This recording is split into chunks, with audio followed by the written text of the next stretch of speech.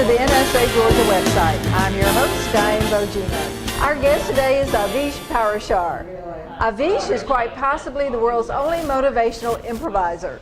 Avish has been teaching and performing improv comedy for over 20 years. And for the past 10 years, he has served as a speaker, helping organizations use improv comedy principles to improvise, adapt, and innovate in an ever-changing world. He is the author of 2 books on applying improv to business and life. One is Improvise to Success, and the other is Say Yes and. Avish specializes in putting on programs that are interactive, hilarious, and that leave people with ideas and techniques they can apply immediately. Avish, thank you so much for being with us tonight. Oh, my pleasure. Thank you for having me. So, Avish, tell me, how can professionals use improv to be successful? Well, I know on the surface improv sounds crazy, but when you think about what an improv comedian does is they access their creativity. And obviously as professionals, we need to be creative, we need to innovate, we need to brainstorm around problems. So that's a big piece of it.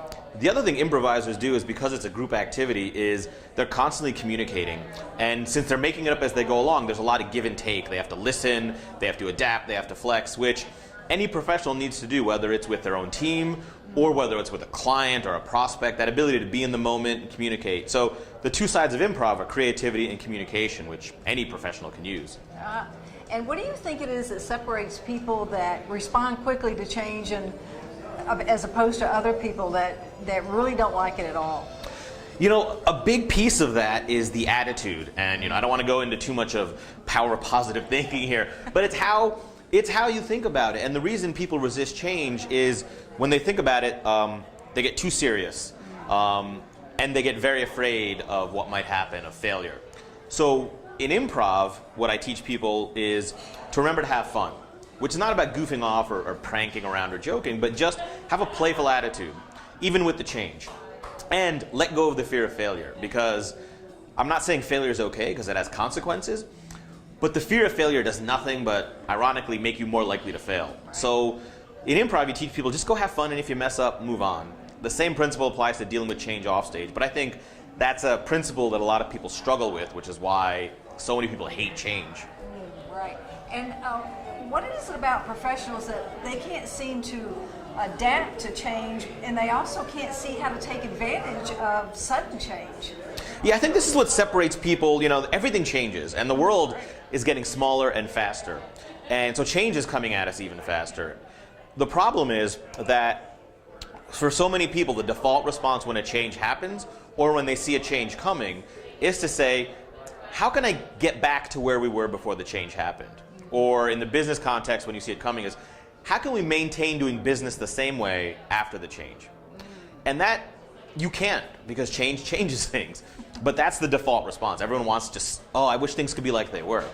Great improvisers ask themselves, how can I get to a place that's better than I was before, than where we were? It's a simple question, but by simply changing your focus to how can I get back to rather, okay, now things have changed, how can we make it even better now?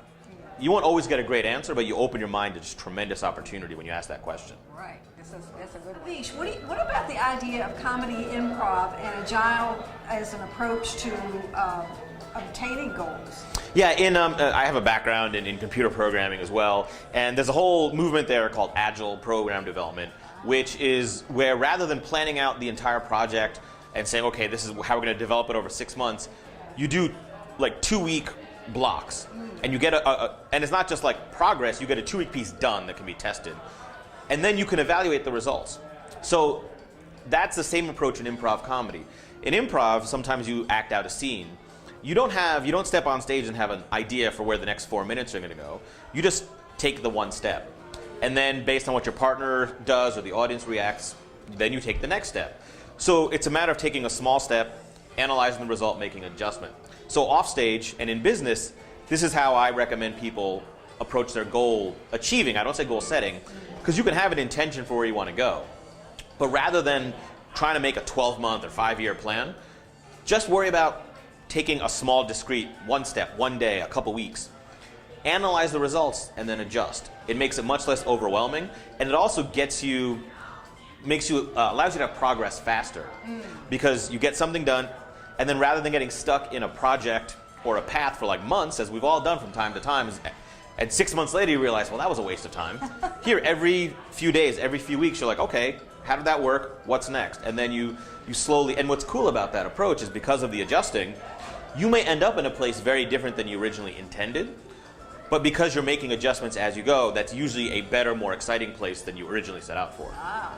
And how can professionals use that idea about yes and to help them grow their business? Yeah, well, in improv comedy, the most fundamental idea is that you should say yes and instead of yes but. Right. And so if we were doing an improv scene and you try to say something, if I say yes but, that's called blocking, where I'm shutting off your energy. And off stage, once you understand this idea, you see and hear yes but everywhere. And what yes but does is it cuts off the energy. So if a team member or a spouse or a boss or someone comes to you with an idea and you say yes but, they get defensive, their feelings get hurt, and it shuts off innovation. When you switch to yes and, what that forces you to do is to say yes where you're agreeing and build off of their idea. So here's what you said, okay, I'm going to now add to that. Now, the benefit there is it builds a relationship, whether it's personal, professional, internal, or with a client. But what that also does then is open up innovation. Because what happens is when someone comes to you with an idea, that little spark of an idea, so often it's not going to be fully formed and it's going to have problems. And too many people say, yeah, but that's not going to work. When you say yes and, what's the good in there? Yes and, how can we make that work? Yes and, what's the value in that? That gets your mind going down a new path. And sometimes you have to say yes and to an idea that's horrible or stupid or illegal. Not to take action, but just to explore. Because what happens is by taking down that process, sometimes the best ideas are hiding behind the worst ones. And if you say yes but, you never get there. So yes and lets you explore, innovate, and advance your business. I think I know the answer to this next question, but can anyone improvise and be creative? Absolutely. Improv comedy is nothing more than a skill. It's like training a reflex. And the people who are naturals at it, they just happen to develop in the right way where they train that reflex growing up. But I've trained people with no experience at all, people who are resistant. It's just a matter of learning some skills, practicing them, and making them second nature. Wow. Avish, thank you so much for being with us tonight. We really appreciate your interview with us. My pleasure. Thank you. Thank you for visiting the NSA Georgia website. Stay tuned because we'll be bringing you more of our elite speakers from NSA.